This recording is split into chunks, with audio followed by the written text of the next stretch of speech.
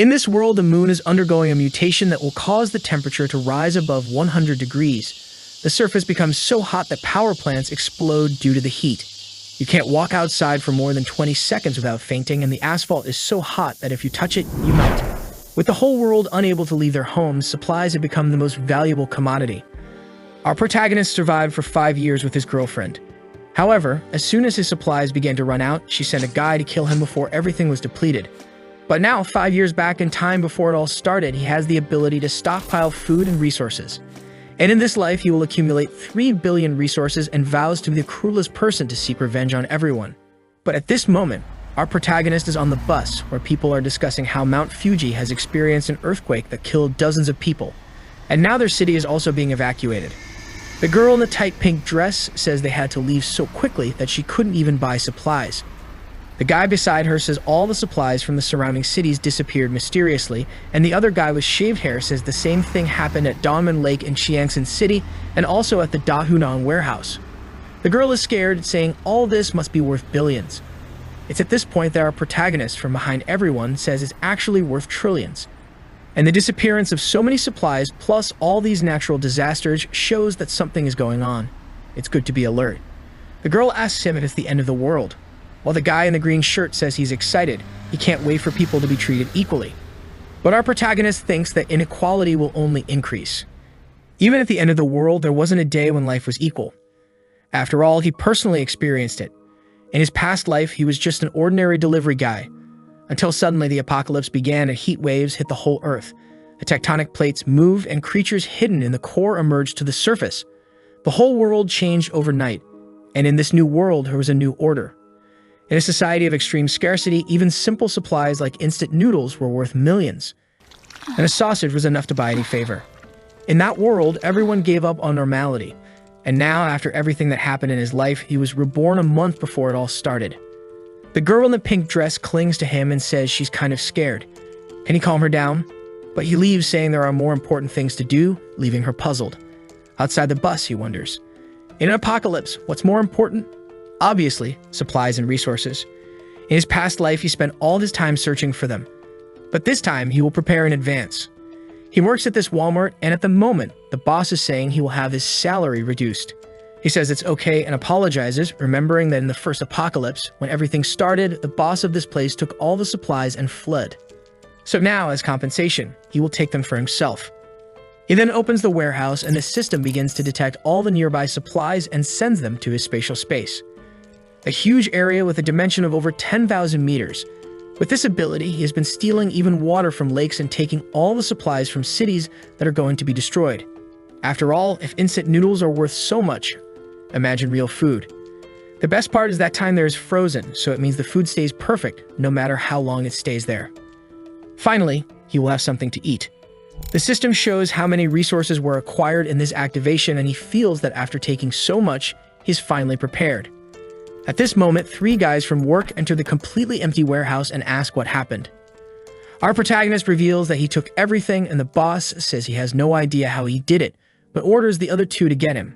But the moment they approach, he takes a step back and mysteriously disappears into thin air. They stand there puzzled, wondering where he disappeared to, while he reappears outside. This is his second ability, spatial jump. Using his spatial power, he can teleport up to 3 meters away. With this, he can gather supplies much more easily and escape without a fuss. He tosses his uniform in the air, declaring the collection complete.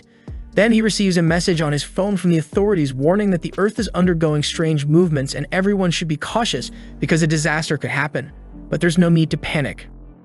Our protagonist finds this curious since nothing has really started yet and they're already saying this. Does it mean they somehow know the future? At that moment, he receives a call from his girlfriend, Jang Seokyun. He sighs and answers, and she scolds him, asking how he had the nerve to put their house up for sale. Does he think she'll really stay with him if he sells the house? He needs to be more responsible as a man because even though she doesn't want the house, she's still a woman. And if he wants to prove to her that he's a real man, he should hand over the house to make her feel secure. Su Chen, our protagonist, asks if she has anything else to say. She says, what kind of attitude is this? If he hands over the house, she'll give him another chance. Just transfer the documents to her. But if he doesn't do that, don't even think about marrying her. But Su Chen hangs up without saying anything. He remembers that in the last 5 years of the apocalypse, he went out every day to hunt for supplies to feed her, and even took her to one of the safe zones. If it weren't for him, she would have starved in the first few days. But still, and he remembers a day when he returned home and was attacked from behind. All because he wasn't bringing in as many supplies, and they wanted to know if he was hiding something. After Su Chen was killed, they had fun next to his body. And Jiang Xiaoqun warned the guy on top of her that Su Chen died because he was a useless incompetent. And it's good for this guy to prove he's not so incompetent. Su Chen was devastated to have trusted such a person for so long. But in this life, Xiaoqun and that guy named Wang will pay the price. And they won't die easily. The pain he felt, they will feel 100 times more. He calms down and remembers that the things he needs now are not found in the market and can only be bought with money. But first, he needs to get that money. So he calls a guy named Liu and says he's selling his house at half price, but he wants the money now. In front of the real estate agency, Wang and Xiaoqun are waiting for him. When he appears, Xiaoqun scolds him for keeping her waiting for so long. But he ignores her and walks past. Wang asks who let him sell a house and that if he does anything like this again, he won't see the sun tomorrow. But at that moment, Su Chen, who has learned to fight after surviving, grabs him by the neck and throws him to the ground, saying he can do whatever he wants with his things. While Xiaoqun is scared by this and tries to stop him. But she receives a slap and falls to the ground in disbelief. On the ground, Wang is begging him to let go, saying he's almost suffocating, but Su Chen tells him not to worry since he won't die so easily. He then releases Wang, who is shocked on the ground, while Su Chen enters the real estate agency. At that moment, Xiaoqun threatens him, saying to seize this opportunity she's giving him. If he kneels down and apologizes, she'll consider his case. But if he doesn't do that, forget about marrying her. Su Chen looks back and stares at the two who run away in fear. Inside the real estate agency, the attendant offers him some water, saying they will buy his house now. What does he think? The realtor's plan is simple. Su Chen's house is worth $1 million, but now he's selling it for $700,000. All he needs to do is buy and sell to someone else, and he'll make a good profit. Su Chen agrees to sell, but he has to receive the full payment now. The guy agrees, saying they'll transfer everything, and by tomorrow morning, it'll all be sorted out. Su Chen obviously agrees because houses will lose all value as temperatures rise. Despite several disasters occurring, the city is still peaceful for now. Volcanoes, earthquakes, and tsunamis are all still far away. Walking down the street, he sees a poster advertising quick loans. He decides to go there with his house certificate. Upon arrival, he's shocked to see it's the older brother of the guy who just beat him up, knowing this guy will die in the jaws of a monster in the first few days. The guy says he can lend him $500,000. He just needs to leave the house certificate. Su Chen hands over the certificate, saying he wants another $100,000 and promises to win it all back at the casino in a week. The seller likes hearing this and thinks this kid must be one of those gamblers who would sell even their relatives if necessary. This way, he won't be able to pay, will keep the house, and he'll still have a lot of debt. With that, the guy agrees, and another $600,000 is transferred. Xiaoqun is angry along with Wang, saying he'll pay the price for this. As they were going to visit Wang's brother and Su Chen just came from there, they spot him. Wang wants to know what he's doing here, already grabbing his neck in fear, but they decide to follow him. Su Chen remembers that several buildings will collapse because of the tsunamis. But this hotel in the Green City has withstood all disasters until the end. He knows the presidential suite is well equipped and even has a pool. Maybe it's a good place to use as a base for a while. Even at the end of times, this place continued to have food for a long time. He is then greeted by the attendant Liu Xinru, who asks what she can do for him. Su Chen says he wants 1,000 tables for a banquet, startling her. She offers some table options, thinking this kid must be the son of someone very rich. He says he'll want the table that costs 10,000 each and will make a deposit of 500,000. When everything is settled, he'll make the rest of the payment. She is somewhat incredulous, but says to follow her to make the payment, thinking that even though this payment of his may not be much, someone who easily spends 500,000 surely has more to spend, so it's best to facilitate the process. Entering the room, she asks if he's getting married. He says yes, and all this is for a wedding, and he also wants the presidential suite. Sometime later, he's leaving the hotel all happy. He got over 10 million in food, spending 500,000 with the advance deposit. And it doesn't matter about the rest, since when the apocalypse begins, the ice blocks he'll have will be worth billions. Watching him leave, she thinks whoever marries him is a lucky girl. At that moment, Xiaoqun appears and asks what that person was doing. The attendant asks who she is, and she says she's Su Chen's girlfriend. The attendant then says her boyfriend ordered a banquet for over 1,000 people and paid 500,000. To have a boyfriend like him, she's really lucky. However, the attendant is looking and thinking this girl is at most a 7. But she has a good body. Why do rich guys always like women like this? Xiaoqian and Yang are shocked. A $10 million banquet? The attendant says it's the case and that maybe she hasn't realized, but many rich people do this. They get into relationships and hide all the money they have until the day of the wedding. Xiaoqian starts to believe this, and Wang thinks it's impossible for that loser to have so much money. However, the attendant shows that she received the transfer of 500,000. On the street, Wang is asking Xiaoqian, who is he going to invite to a 1,000-person banquet? Now Xiaoqian is confident, saying, "You really don't understand, do you? He's trying to introduce me to the circle of millionaires he knows. Only then will he reveal my identity." Wang is wanting to become a mountaineer and venture into the mountains, but she slaps him. Thinking that she has to create as many opportunities as possible to stay with that loser while imagining herself as a wealthy lady in a chair being pampered, her eyes sparkle. She never imagined this scenario. She'll definitely have to marry Su Chen the loser, and that's too good. Meanwhile, Su Chen is just tallying up what he's done. 700,000 for the house, plus 600,000 loan and 500,000 for the banquet. And now that his name is about to be tarnished, taking out a bunch more loans wouldn't be bad. So he installs all the banking apps on his phone and starts taking out a bunch more loans. After creating over 80 accounts, he managed to get another 970,000. Now he needs to buy a fireplace, ice-making machine, ice blocks, smokeless charcoal, and a few other things that aren't available in the markets. With the amount of money he has, buying online with fast delivery is easy. These items are essential for surviving the extreme cold and heat that will occur. He then orders 2,000 tons of smokeless charcoal and also calls an ice factory to make a reservation. As he's walking down the street, a girl calls out to him. She's a friend of Xiaoqian's and says Xiaoqian misses him. However, Su Chen knows this girl isn't up to any good and has always spoken ill of him to everyone. So he tells her, "Miss me. She must miss my house, right?" Lena looks at Xiaoqian and says Su Chen must be testing her, and she has to realize how sad he was with her behavior. Xiaoqian then rushes to Shen to apologize, feeling embarrassed, asking if he can accompany her for a walk. She's not feeling well and she was sad to have fought with him yesterday. But Su Chen ignores her and tells her to go for a walk alone. Xiaoqian is losing her temper, saying he's being too arrogant, and Lena says he's getting a taxi. It's good they follow him and see what he's up to. Meanwhile, Su Chen is arriving at the ice factory. The guy receives him, impressed that he's so young. Su Chen asks if the 2,000 tons of edible ice are ready, and the attendant says his factory isn't cheap, but guarantees extremely fast delivery.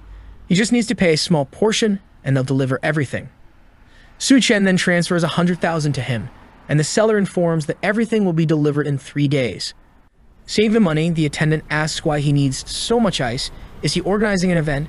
If he wants, they can cooperate in the future, and the price is negotiable. Su Chen says it's all for a charity event and leaves. At that moment, another taxi stops and the seller gets excited. But it's Xiaoqian wanting to know what that guy who just left was doing here. She's asking because he's her boyfriend. The seller is confused. Is this girl playing detective? What's going on here? He says he ordered 800,000 in ice. Both of them are shocked. 800,000 in ice. It's confirmed. He's a millionaire indeed to do something like that. Lena asks, did he tell you what he's going to do with so much ice? The seller thinks and remembers. He said he's going to donate it to charity. Both of them get scared without understanding the reason. The scene shifts to one of the city's fanciest restaurants.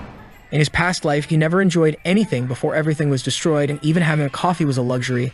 Looking at the menu, he sees it's all quite expensive. And on the last page, there's something for 17,000 with a question mark. He asks what it is, and the attendant says it's a special item made by their chef. Su Chen says it sounds good and places the order. He remembers that in his past life, several creatures mutated. Some people thought it was some kind of biological change.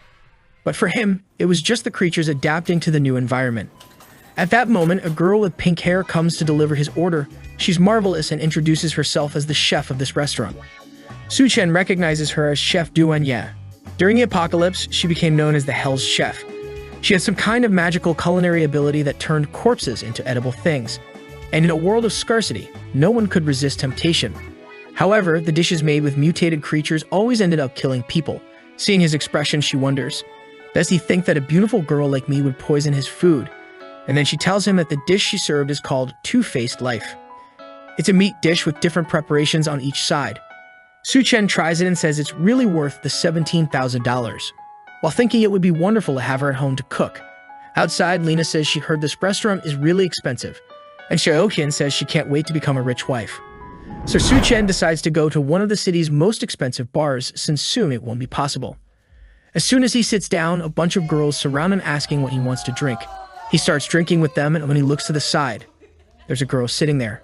Her friend says she was betrayed by her boyfriend and came here to have some fun. The girl says her boyfriend didn't even sleep with her and cheated on her with an old woman. Why do all men act like that? Su Chen says it's because men's instinct to reproduce is ingrained in their DNA and mind. Suddenly, she drinks her entire drink and asks if he's single. He's confused, but she approaches and asks if he's interested. At that moment, Xiaoqian and Lina enter the bar looking for him. And at a table in the corner, they see him with the 3 girls. Su Chen tells her they can go up to a room and she seems to agree, so the two rush off. It seems the desire between them is strong. Xiaoqian and Lina shout at him to stop, but the two run to the room, enter, and close the door. He apologizes to her for those two, and the girl timidly says it's her first time. Su Chen feels awkward and flicks her forehead, saying she must be drunk to do something like that. He tells her not to leave the house for the next few days and to stock up on food. She says she understands. And then he says a girl like her shouldn't be in a place like this. With that, he closes the door and leaves, thinking it's a shame, but he won't be able to seize this opportunity. When he leaves the room, Xiaoqian and Lina are kicking all the doors. But he easily leaves, and the next day he receives all the delivery trucks, from the ice, charcoal, to the banquets. Wang is confused in the crowd, wondering why the hell Su Chen rented such a huge warehouse just to receive so much stuff, and now even Xiaoqian is getting confused, wondering what he's doing. At that moment, Lina points out that the banquet from the Green City Hotel has arrived. They're laying out the carpets and organizing all the tables beautifully. Could it be that suddenly a bunch of people will arrive and you will declare his love for her and propose? Xiaoqian is now all haughty, saying that even if he proposes, she'll still think about his case. They say they need to see his sincerity and decide to go talk to him. She then goes to Su Chen and asks why he's buying so much stuff. And Su Chen says he'll explain later, but can she help him organize everything?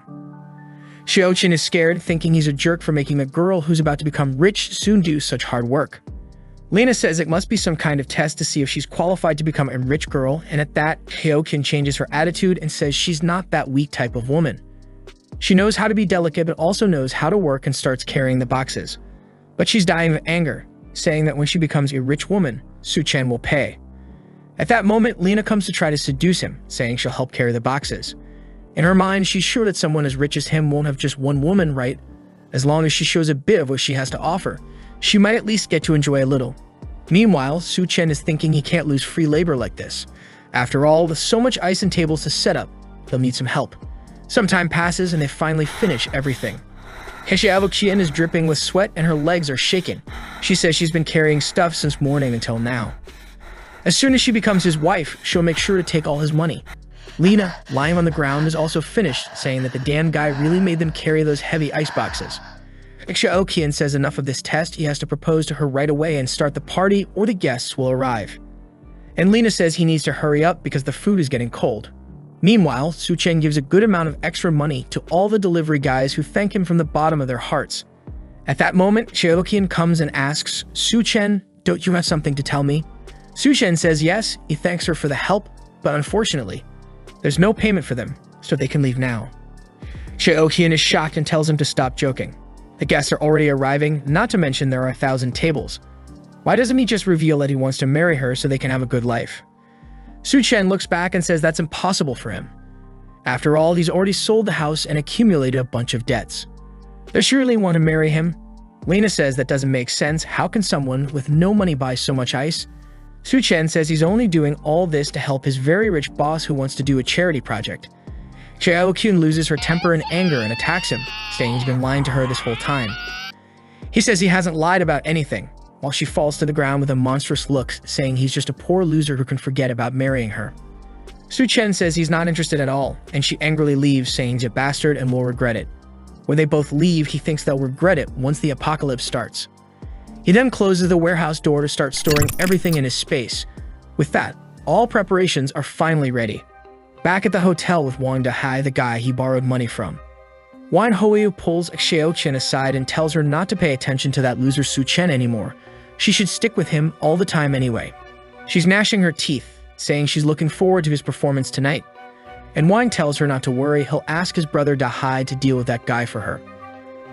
Xiaoqian thinks that Wang isn't really that bad after all, plus he has his influential brother. He's definitely better than that loser. Just then, Su Chen says she really throws herself at anyone. She's startled and asks what he's doing there, while Wang points at him and tells his brother it was this guy who hit him. Da Hai says he didn't expect it to be this guy here, and Wang asks if he knows that guy. Da Hai explains that this kid borrowed 600,000 from him and has to pay it back by tomorrow. Wang says that's perfect, they can settle these two things. While Xiaoqian is now happily saying she really got rid of a loser, especially one who owes money to Da Hai's brother. Su Chen says it really is impossible to have a good meal in that place, and Da Hai reminds him that the payment date is tomorrow. Why is he here in this hotel acting like everything's fine? Wang shouts at his brother not even to talk to this guy since he hit him. Xinru then appears and asks what's going on and if they can resolve it. Da Hai says if she forces that kid to kneel down and apologize, they can let it slide for today. She then asks Su Chen what's going on.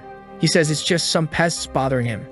Da Hai then bangs on the table, saying he was only calm because his payment is due tomorrow.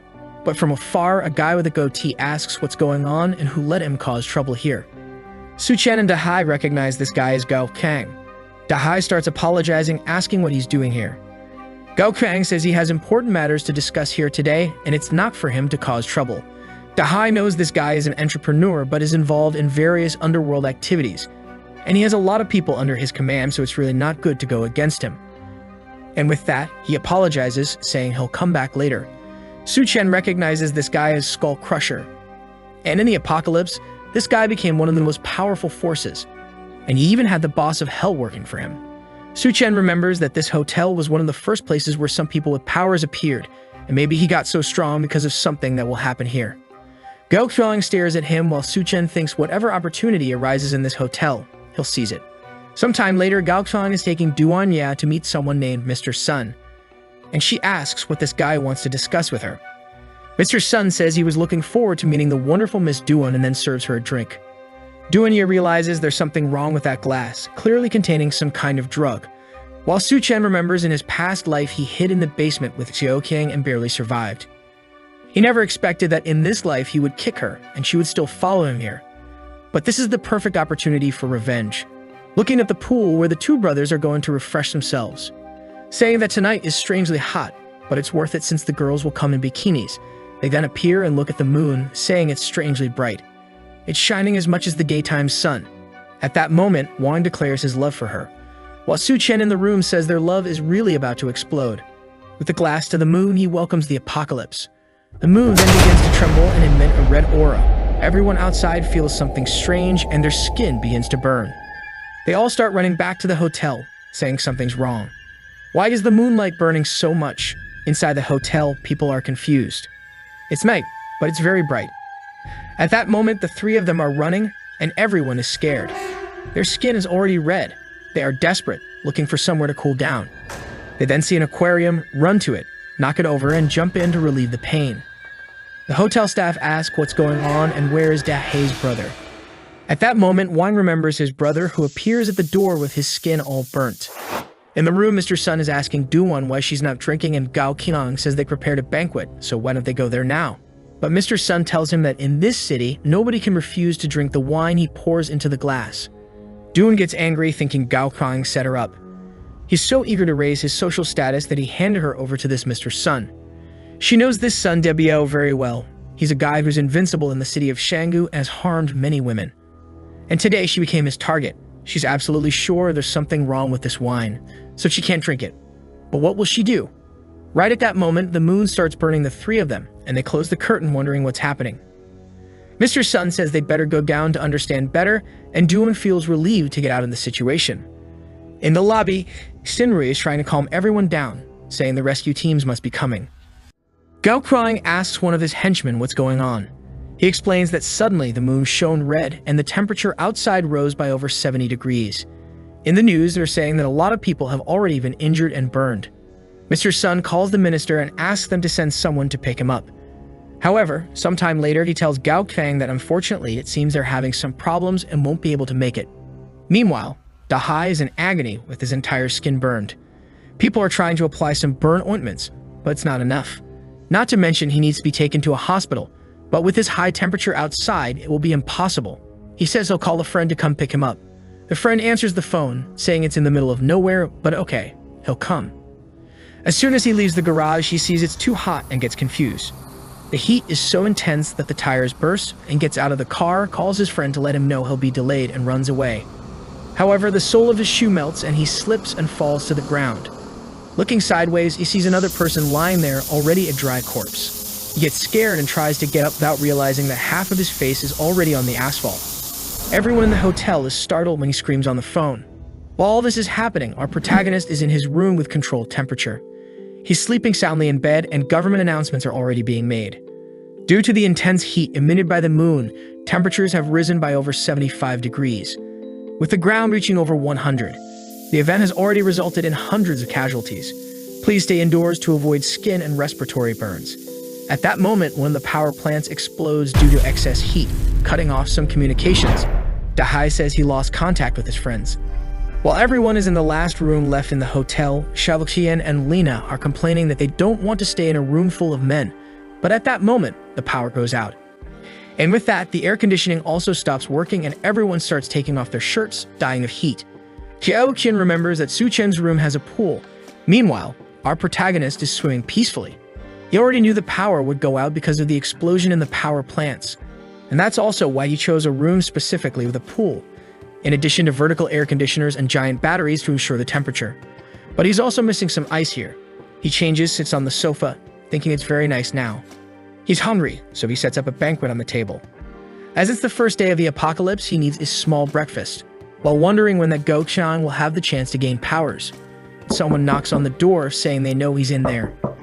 Our protagonist knows that with the power to teleport and the preparations he made, he doesn't need to worry. So to cause anger and envy, he decides to open the room. As soon as the door begins to open, a cold breeze comes out and everyone feels an indescribable relief, wondering, why does it seem so nice in there and why does he have air conditioning? Su Chen asks if they need anything. Wang points out to everyone that he has ice, a pool, food, and electricity. Lina and Xiaoqian start shouting at him, asking how he dares to let them burn outside all day while he's living in luxury. He better leave that room now. Dahai tells him the time to pay back everything he owed has come, so he better hand over that room. But the moment he steps into the room, he takes a shot in the stomach. Dahai is shocked when he sees the wound, and Su Chen warns that if he takes another step, he'll die. Everyone is trembling now. Does he really have a gun? Dahai is outraged, asking where he got that. But another shot is heard in the room, and everyone is scared when Dahai falls to the ground, now with a wound in his leg. Su Chen points outside, saying whoever wants to die can stay there, and he'll give them 3 seconds. Whoever is in his line of sight will go to the next life. Meanwhile, Gao Chang is talking to Xinru, asking how is it possible for such a large hotel not to have any food. She apologizes, saying they recently had a banquet for over 1,000 people, and the ingredients and food were scheduled to arrive today. At this moment, Mr. Sun, pouring water over his body, commands her to bring all the water and food she has right away. Families start to become outraged by the water waste he's causing, and a war breaks out in the lobby. Just then, Dahai arrives with his injuries, and everyone warns that Su Chen shot someone. Seeing the wound, Gao Chang wonders, is there someone with a gun in this place? Seems like there's a tough guy living upstairs. Xiaoqian then informs everyone that Su Chen's room has electricity, air conditioning, and even a pool. People surround her, asking if she's not lying, if she's sure. She affirms they can believe her. He even has an ice cube and plenty of food. So everyone decides to go to his room. Meanwhile, Gao Chang sends one of his henchmen to take a look as well. Once again, he opens the door, asking what they want, and everyone feels the refreshing cool air touching their skin. It seems like paradise in there. The crowd outside pleads for him to be kind and take care of the elderly, stating that since it's a hotel emergency, he should share everything he has with everyone.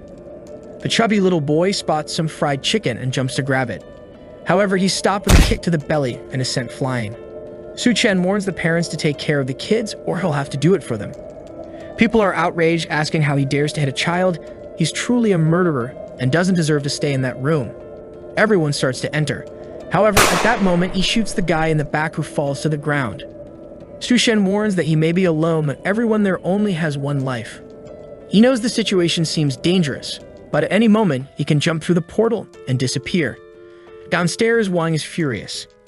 After his brother suffered 2 gunshot wounds, the crowd threw his body out because he was already dying and decomposing. Wang is saying they have to kill that damn Su Chen.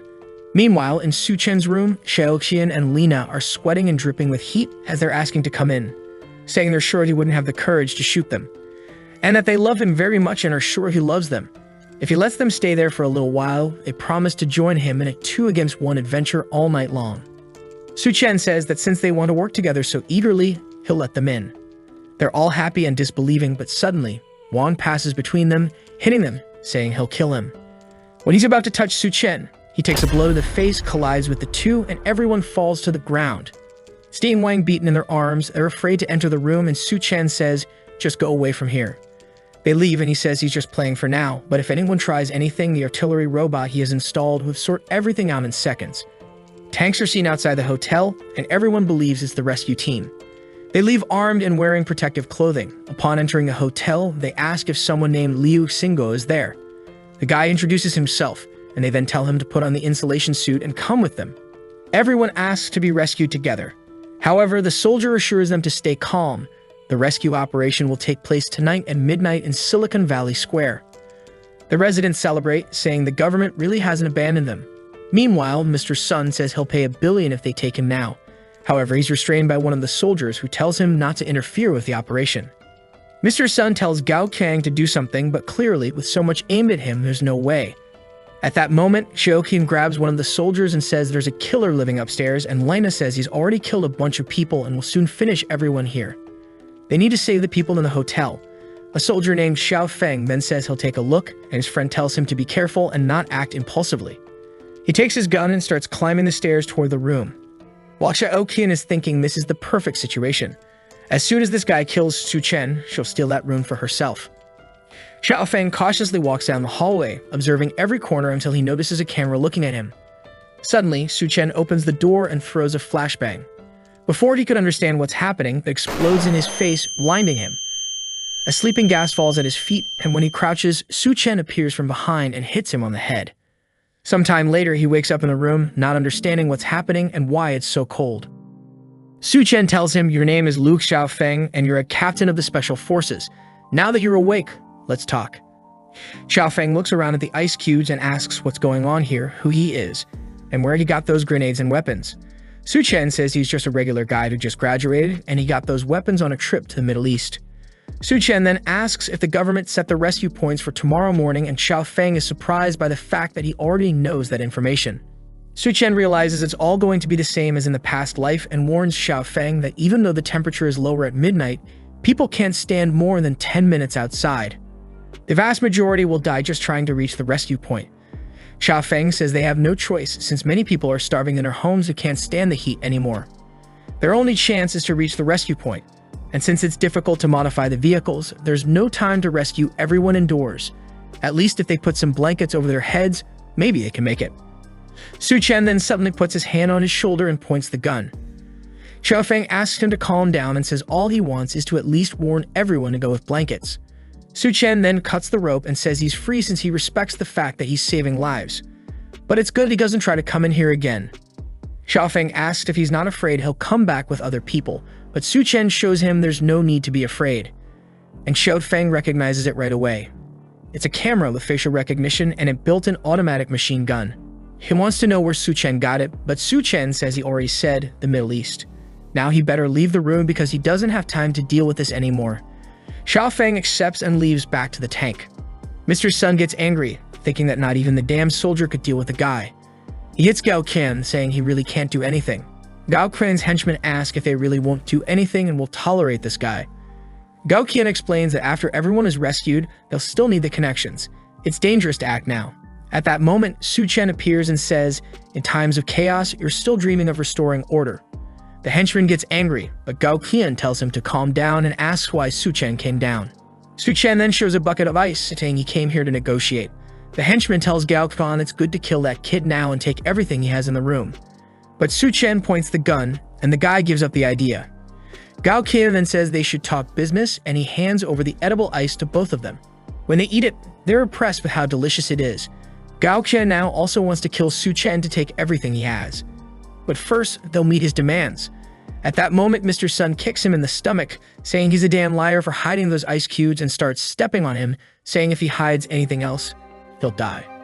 Gao-kun is losing it, and Mr. Sun sees Du-won sitting, saying she's a very modest girl. Everyone is about to die of heat, and she hasn't even had the courage to take off her clothes. But he grabs her arm, saying he's tired of seeing her attitude, and he's in the mood to do certain things, so she better follow him. Du-won slaps him in the face, calling him a bastard.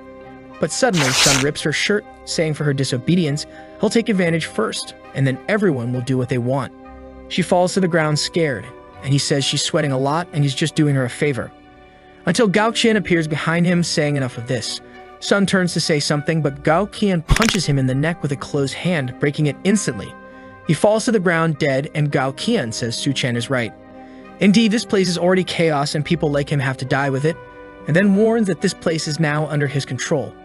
Whoever doesn't want to obey will go to the rescue point or die here. Upstairs, Su-chen observes, saying that apparently his words were effective. Gao-qian was already the boss of this place in the past life, so he just sped things up.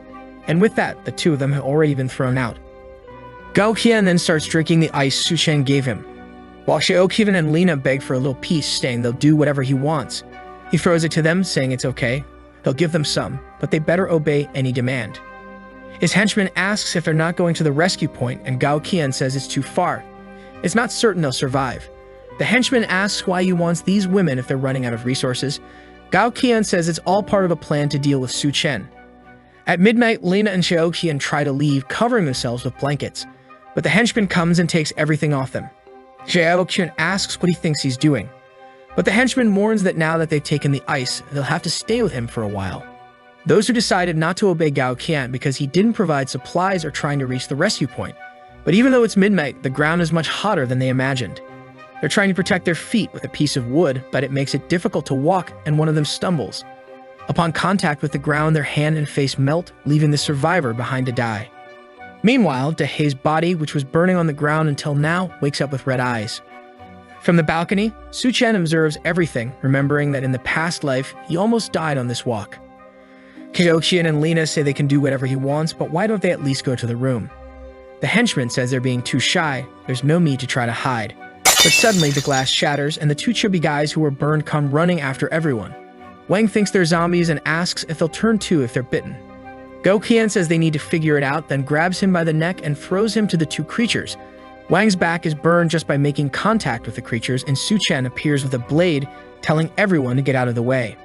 The henchman can't believe he wants to deal with these monsters, and Gao-qian is eager, thinking that as soon as Su-chen kills the two, he'll kill him and take everything from him. Su-chen knows that bodies exposed to heat turn into zombies, but they don't share any virus. You could say they're more like drought demons. The difference is that these demons retain some memories from their past life. Su-chen stands still, and Mr. Sun passes by him and goes towards Gao-qian. That's because he was killed by him. But Wang Dahei was killed by Su-chen and attacks him. However, seeing this situation, he's sure that the chance for Gao-qian to awaken some powers by killing Mr. Sun. So he goes in his direction and cuts off his chance. A purple crystal comes out of his body. And that's a kind of core that can evolve a human body. He grabs the crystal, jumps back, and pushes Dahai towards everyone. With that, he goes up the stairs and tells them to have fun. Gao-qian grabs the guy on the ground again and throws him towards the creature. Back in his room, Su-chen says these crystals are extremely rare. He puts it in a glass and drinks it since that's the absorption method. The body extracts the energy from the crystal and strengthens itself. His eyes turn red and he starts screaming while all his clothes burn. He falls on the ground on top of an ice block, while in the lobby, the drought demon has finished all their water. Now without anything to drink or eat, Lina wants to escape. But the henchman stops her, saying she's not going to run away. At that moment, Lina says they should use Xiaoqian. She was Su-chen's wife, and if they throw her at the door, it's certain he'll open it, and then they can try to steal something from him. The henchman says it's a great idea, and Xiaoqian says she'll help, but she wants to eat meat first.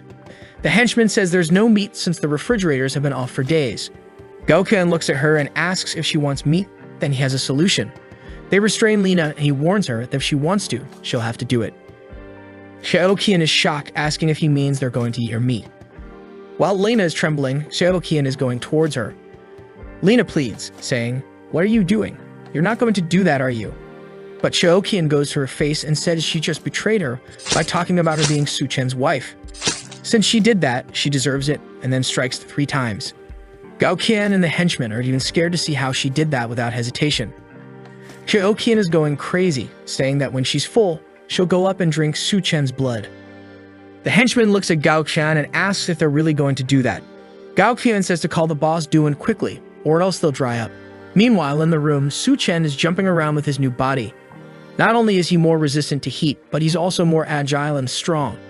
At that moment, he sees Duan at the door. Standing at the entrance, she's thinking it's getting crazy down there. She doesn't have a chance of surviving if she stays there, so she has to try her luck and use what's left of her value to get something here. Right at that moment, Su Chen opens the door naked, and she gets scared. She screams and he apologizes, saying it was unintentional. He was excited about some news. In the room, he then tells her that even though he has resources, it's limited and decides they just met and he can't accept her just because she's beautiful, right? He remembers that in the past life, she was a very smart woman. Furthermore, she formed a cooperative relationship with Gao Qian. However, even though he had thought about having her around, the atmosphere feels strange now. Duan then tells him that she's not just a cook, she's also a doctor who has been working as a surgeon for 3 years. She's thinking that his room is extremely well equipped. Not only does it have electricity, but it also has ice and food. She needs to demonstrate her worth to stay here. On the sofa, Su Chen acknowledges that being a doctor is indeed a good proposition. However, as she knows, resources are extremely scarce, and it's uncertain if they'll survive until tomorrow. Feeling uncertain upon hearing this, she says that as long as he doesn't kick her out of the room, she'll do whatever he wants. Upon hearing his proposal, Su Chen immediately states that this is her new home. She feels embarrassed, thinking she said that a bit hastily and unintentionally. Su Chen warns her that her only choice is to behave. If he catches her planning something behind his back, their relationship will end. Duan assures him that she understands and will never doubt any of his methods or determination. Su Chen then suggests that she can demonstrate her determination by undressing. She feels embarrassed and asks if he wouldn't rather have a like on the video first, since the chapters are over. I will bring you more. If you enjoyed, activate the cheeky little bell and I'm out.